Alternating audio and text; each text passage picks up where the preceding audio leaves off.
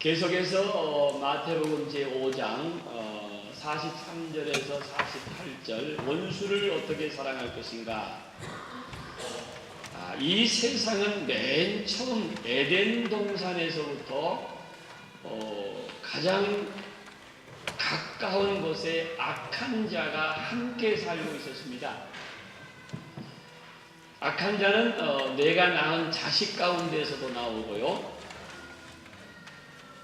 자기를 낳은 부모님들도 이제는 자식을 학대하고 죽이는 끔찍한 세상이 되어버렸습니다. 정말 어떻게 표현할 수가 없습니다. 악한 자들이 여러 곳에 다 있습니다. 이런 삭막한 때에 그리스도인은 어떻게 이 세상을 살아야 할까? 이 질문에 대해서 우리 예수님은 한마디로 이렇게 말합니다. 의롭게 살아야 된다. 오늘 말씀 가장 마지막 48절에 그랬죠? 그러므로 하늘에 계신 너희 아버지의 온전하신 것 같이 너희도 온전하라. 자, 앞에 5장 20절을 보십시오. 20절에 무슨 말씀입니까? 내가 너희에게 이르노니 너희의 의가 서기관과 바리새인보다 더 낫지 못하면 결코 천국에 들어갈 수 없다. 우리가 이 세상에서 사는 우리의 삶은 궁극적인 목적은 뭡니까? 우리가 하나님의 나라, 하나님의 백성이 되는 겁니다. 천국에 가기 위한. 여러분, 왜 교회에 나오십니까, 여러분? 우리는 모두가 최종 목적은 천국 가기 위한 겁니다. 이 세상의 어떤 윤리나 도덕이나 교회가 좋아서 오는 것은 신앙인이 아닙니다. 천국의 백성이 되고 하늘나라 가기 위한 우리의 목적입니다. 그러나 이 삭막한 세상에서 의롭게 살고 하나님의 자녀로서 사는 것이란 어떤 것입니까? 주님께서는 여러 가지 구체적인 예를 들어서 산상수훈에 많은 말씀을 하셨고, 이제 마지막에는 내 원수를 사랑해야 된다. 네 원수를 사랑하고 그를 위해서 기도해야 된다. 이렇게 마지막으로 말씀하십니다. 자기에게 해를 끼친 사람을 사랑한다고 하는 게 참 어렵습니다, 여러분. 매우 어렵습니다. 원수라고 하는 것은 내 생명을 위협하는 사람을 원수라고 합니다. 내 생명을 위협하고 모든 일에 언제나 나에게 적대 행위를 하는 사람이 원수지 않습니까? 적대 행위를 하고 나에게 방해를 하고 나에게 발목을 잡고 나쁜 행위를 하는 거 원수죠. 그런데 주님의 가르침은 오늘 뭐라고 말씀하십니까? 너희 원수를 사랑하고 너희를 핍박하는 자를 위하여 기도하라. 44절에 그렇죠. 기도하라. 사실 이 말씀이 얼마나 부담스러운지 모릅니다. 그러나 이 시간 성령의 도우심을 받아서 우리가 간절히 하나님 우리를 도와주세요. 이 말씀대로 살겠습니다. 간절히 요구하고 말씀을 묵상하며 우리 주님의 말씀에 순종하는 저와 여러분들이 되시기를 주님의 이름으로 축원드립니다. 자, 먼저 오늘 45절에 보면은 원수를 어떻게 사랑하는가? 첫째는 이것이 하나님의 자녀가 되는 길입니다.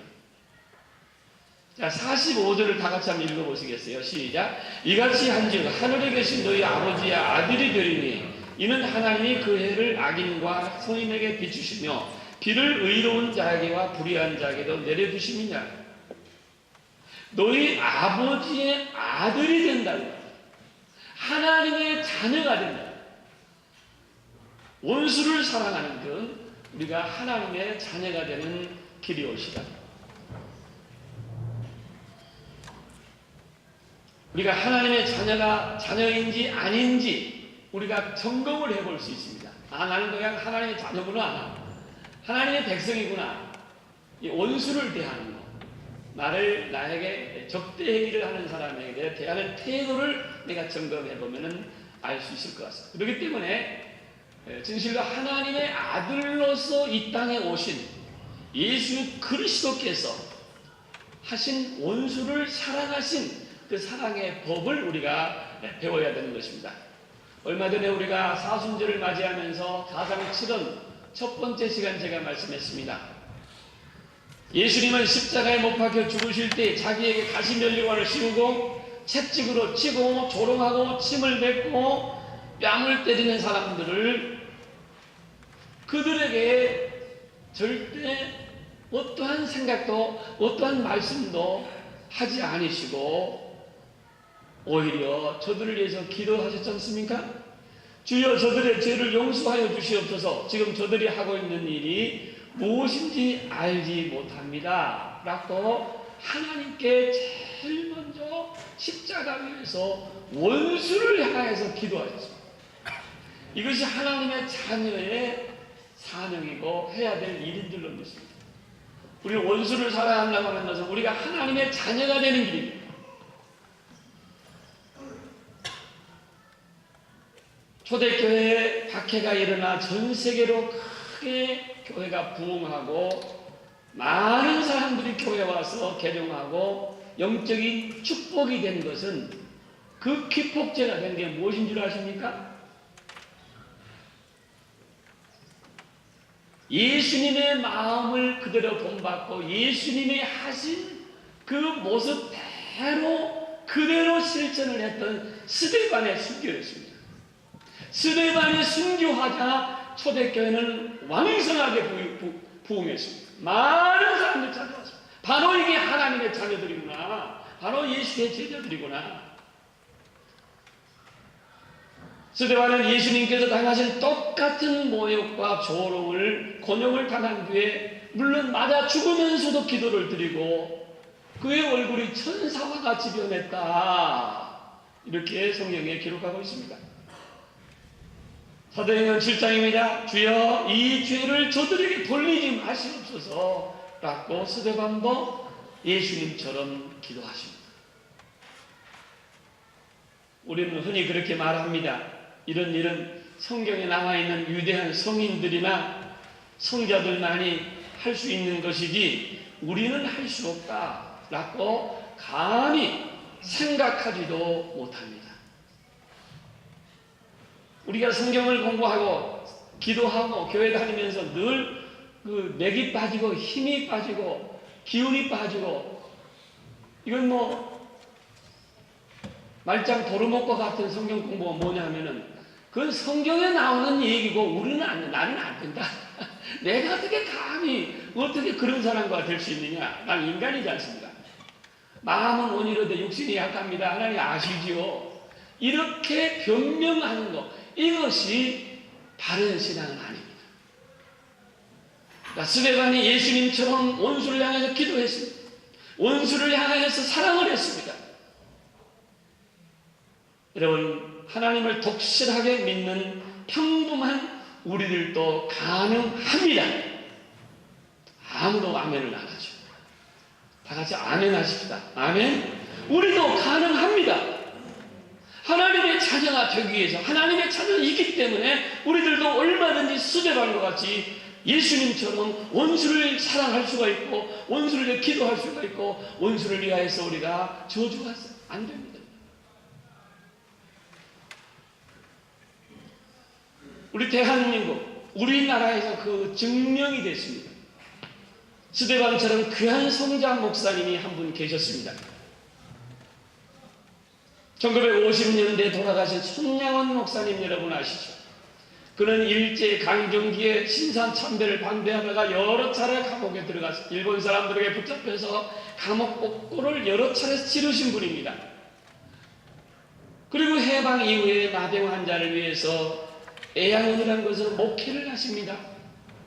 그런데 1948년 10월 20일 공산당에 의해서 일어났던 여수 순천 반란 사건에서 그의 두 아들 손종인군과 손종신군이 공산당에 동조하지 않았다고 해서 똑같은 동료 친구들 안재순이라는 사람에게 반란군에 잡혀서 고문 끝에 그 두 아들이 총살을 당하고 말았습니다. 두 아들. 그 후에 국군 계엄령 사령부의 진압으로 안정된 후에 그 범인 안재선이 체포되어서 재판을 받게 됐습니다. 안재선은 총살을 당하게 되어 있습니다. 이때에 두 아들을 잃은 이 손영훈 목사님은 그 슬픔을 기도로 모든 걸 다 삭히시고 주님 앞에 그의 마음을 추스리시고 이거 어떻게 하면 좋겠느냐. 손 목사님은 그 동네를 돌아다니면서 여론을 조성하고 많은 사람들에게 그 총살을 당할 수밖에 없는 안재선을 구명운동을 펼치기 시작했습니다. 그리고 재판석에 증인으로 서서 피해자로 서서 그 사람을 구출시켰습니다. 내가 용서합니다. 내 아들을 두 아들을 죽인 이 사람을 나는 주님의 사랑으로 용서하겠습니다. 재판관님, 사형 집행을 멈춰주십시오. 이렇게 그분이 건의를 해서 그분은 자유의 몸이 되었습니다. 그뿐만 아닙니다. 자기 두 아들을 죽인 그 사람을 자기 양아들로 삼아서 안재선이라는 이름을 성을 바꿔서 손재선으로 그의 호적에 입적까지 시켰습니다. 여러 가지 기록에 보면은 불행하게도 그 목사님은 6.25 전쟁을 또 치르시고 납병 환자들과 함께 그곳에 머무르다가 다시 공산당에게 붙잡혀서 9월 13일에 체포되었고 9월 28일 여수에서 가까운 어느 과수원에서 총살형을 당하시고 순교하셨습니다. 여러분, 자기 아들을 데려다가 공산당들이 고문하고 물을 먹이고 온갖 고생을 시키고 마지막엔 총살을 합니다. 그러는 원수의 생명을 구해주시고 자기 아들로 호적에 입적시킬 수 있는 그분이야말로 정말 기독교인이고 기독교의 본질이자 예수님의 발자취를 따라가신 진실된 교인 아니겠습니까? 그분이 바로 하나님의 자녀가 되는 그 정로를 걸어갔습니다. 이것을 우리에게 증명해 주셨습니다. 우리들도 그렇게 할 수 있다고 하는, 성경에 나와 있는 성인들이나 유인들만이 하는 게 아니고 순교자만 하는 것이 아니라 우리들도 평신도들도 하나님의 말씀이 바로 쓰고 성령 충만하면 원수를 사랑할 수 있다고 하는 것을 증명해 보인 것입니다. 우리도 가능합니다. 원수를 사랑할 수가 있습니다.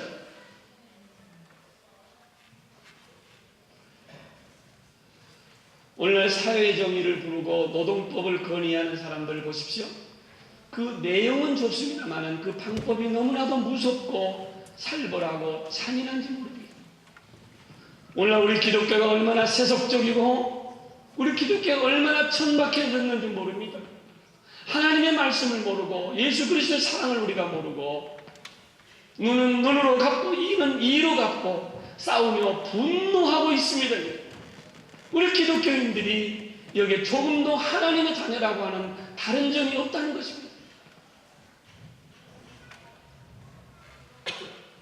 우리 사회는 너무 성나 있습니다. 우리 가정도 그렇습니다. 여러 곳에 이렇게 싸우고 분노하고 증오하고 미워하고 이런 것이 우리들의 사회가 되었습니다. 예수님께서 오늘 이런 말씀을 하셨습니다. 43절 44절에 보면은 또 내 이웃을 사랑하고 내 원수를 미워하라 했다는 것을 너희가 들었으나 율법에는 이렇게 하라고 들었지만은 나는 너희에게 이르노니 너희의 원수를 사랑하며 너희를 박해하는 자를 위하여 기도하라 이렇게 말씀하십니다. 유대인들은 구약의 많은 곳에서 유대인이 아닌 이방인을 원수로 여겼습니다. 그들이 생각하는 여기에 이웃이라고 하는 것은 유대 족속이 아닌 유대 족속을 이웃이라고 했고 이방인은 유대인이 아닌 사람은 무조건 이방인이었습니다. 이방인은 미워해도 된다는 것입니다. 물론 그들은 그때에 하나님을 대적하는 자들이기 때문에 그랬습니다. 그래서 구약의 기도는 대부분 원수를 망하게 해달라고 하는 기도가 많이 있습니다. 구약의 하나님은 복수의 하나님이십니다. 하나님께서는 가나안 땅의 그 주민들을 모두가 다 진멸하라고 합니다. 너희들이 가나안 땅에 들어가거든 거기 아모리 족속, 브리스 족속, 여부스 족속, 다른 모든 족속을 모조리 진멸하라 이렇게 명령하십니다. 왜 그렇습니까? 그들은 우상 숭배의 근원이고 하나님을 정식으로 대적하고 하나님을 대적하는 이러한 우상 숭배자들이기 때문에 진멸하라고 말씀을 하십니다.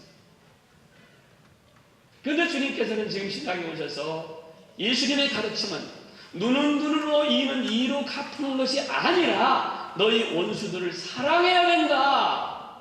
사랑의 법을 지금 말씀하고 계십니다.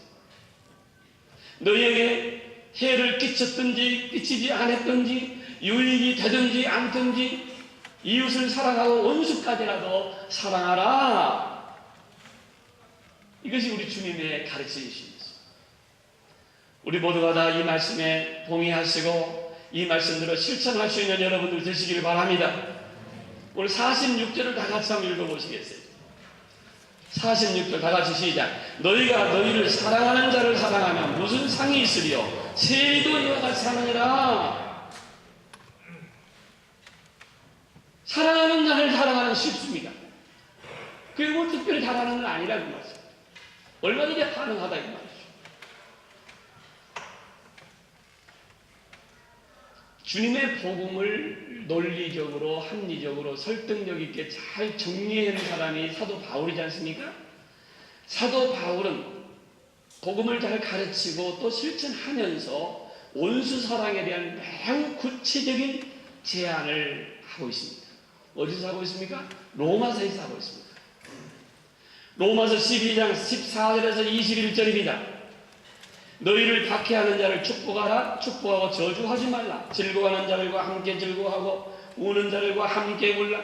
서로 마음을 같이 하며 높은 데 주지 말며 도리어 낮은 데 처하며 스스로 지혜 있는 자 하지 말라. 아무에게도 악을 악으로 갚지 말고 모든 사람 앞에서 선한 일을 도모하라. 다음이 중요합니다. 할 수 있거든. 너희로서는 모든 사람과 더불어 화목하라. 네 사랑하는 자들아 너희가 친히 원수를 갚지 말고 하나님의 진노하심에 맡기라. 기록되었으되 원수 갚는 것은 내게 있으니 내가 갚으리라고 주께서 말씀하시리라. 내 원수가 줄이거든 먹이고 목마르거든 마시게 하라. 그리함으로 네가 숯불을 그 머리에 쌓아놓으리라. 악에게 지지 말고 손으로 악을 이기라. 아멘.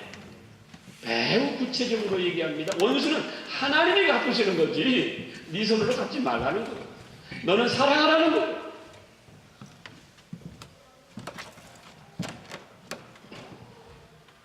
우리에게 아주 잘 알려지고 쉽게 이해할 수 있는 요셉에 대한 얘기, 다윗에 대한 얘기를 해보려고 합니다. 다윗은 막내로서 아버지의 편애와 그의 꿈 때문에 형제들에게 미움을 받아서 그때 지나가는 미디안 상인에게 노예로 팔려버립니다. 형님들이 동생을 노예로 팔아버렸습니다. 노예라고 하는 것은요, 그 당시에 노예는 인격체가 아니었습니다. 동물 취급하는 거예요. 이름도 없고 생년월일도 없고 노예로 동생을 팔아버립니다.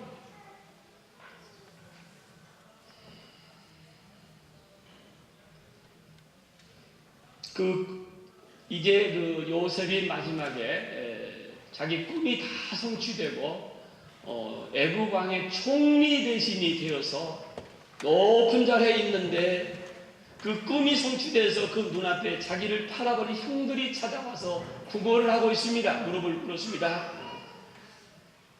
그러나 요셉은 하나님의 사람이었습니다. 자기 형님들을 미워하지 않았습니다. 형님들을 선대합니다. 그리고 그의 아버지 야곱이 죽은 뒤에 형들이 또 찾아와서 불안해서 보복이 두려워서 떨고 있을 때에 유명한 말 하지 않습니까? 당신들은 나를 헤아려 했으나 하나님은 그것을 선으로 바꾸사 오늘날 같이 많은 백성의 생명을 구원하게 하시려 하셨나니 당신들은 두려워하지 마소서. 내가 당신들과 당신들의 자녀를 기르겠습니다. 그리고 간절한 말로 형님들을 이루어 주시오. 이것이 하나님의 자녀의 태도. 다윗은 어떻습니까? 다윗은 사울 왕의 사위가 되어서 승승장구하는데 갑자기 왕이자 장인이 시기합니다. 그리고 미워합니다. 3,000명의 군대를 동원해서 그 왕의 일을 제쳐놓고 그 다윗 한 사람을 잡으려고 많은 시간을 소비합니다. 그러나 다윗은 한 번도 자기 장인이나 왕은 하나님께서 임명하신 분이라 하나님께서 주신 직분인데 내가 어떻게 해야 할 수 있느냐 이렇게 말하면서 한 번도 자기 손으로 사울 왕을 대적하지 않습니다. 사울은 여러 차례 이런 얘기를 합니다. 나는 너를 학대하되 너는 나를 선대하니 나는 너보다 더 의롭도다. 이것이 하나님의 사람의 자세입니다. 우리 결론 잘 아시죠? 하나님은 그를 축복해 주십니다. 사울 왕은 자기 두 아들과 함께 전쟁터에 나가서 단명합니다. 죽습니다. 즉사합니다. 하나님께서 벌을 하시는 겁니다. 그러나 다윗은 승승장구 하나님의 귀한 사람이 됩니다. 요셉은 그 민족을 구하는 사람이 됩니다. 큰 일을 합니다. 여러분, 큰 일을 하시려면 원수가 없어야 됩니다. 하나님 앞에 큰 일꾼이 되려면 자기를 해하는 원수들을 사랑할 줄 아는 여러분들이 되시기를 바랍니다. 우리 모두가 그런 사람이 되시기를 주의 이름으로 축복합니다. 마지막으로 제가 어떻게 하면 사랑할 수 있을까요? 몇 가지로 제안을 하겠습니다. 첫째, 먼저 자기를 근본적으로 죄인이고 나는 근본적으로 하나님 앞에 죄인이라고 하는 것, 또 똑같은 죄의 마음을 가지고 있다고 하는 것을 알아야 내가 죄인이라고 생각할 때에 원수를 사랑할 수가 있습니다. 자기가 부족한 죄인임을 알 때에 남의 실수를 용서할 수가 있고 사랑으로 받아들일 수가 있고 자기를 완전한 자리에 두면은 많은 사람을 원수로 삼을 수, 내가 최고다, 내 의를 나타냈을 때에 다른 사람을 무시하게 되는 겁니다. 하나님 앞에 우리는 죄인임을 인정할 때에 원수를 사랑할 수 있을 줄로 믿습니다. 두 번째는 기도함으로 사랑을 실천할 수가 있습니다. 예수님이나 스데반은 기도로 원수를 용서하고 그들을 위해서 기도했습니다. 우리에게 기도하는 모습으로 원수를 사랑하는 모습을 실천하는 모습을 보여주셨습니다. 여러분, 나를 미워하고 나를 싫어하고 내가 원수라고 생각하는 사람, 그 영혼을 위해서 기도할 수 있어야 됩니다. 기도하는 자는 원수를 사랑할 수가 있습니다. 기도하시는 여러분들 되시길 바랍니다. 여러분들 주위에 이런 사람이 있거든. 여러분 마음을 바꾸셔서 스데반처럼 그들의 영혼을 불쌍히 여기는 기도를 하시기 바랍니다. 기도하면 마음이 바꿔집니다. 기도하면 우리 마음을 주님께 바꿔주십니다.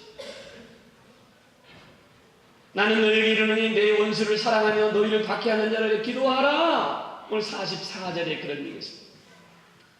여러분, 기도하는 분들은 원수가 별로 없습니다. 기도 많이 하시는 여러분들 되시길 바랍니다. 기도하면은 얼마 전에 제가 말씀드렸습니다. 기도는 내 자신의 죄를 찾는 현미경과 같습니다.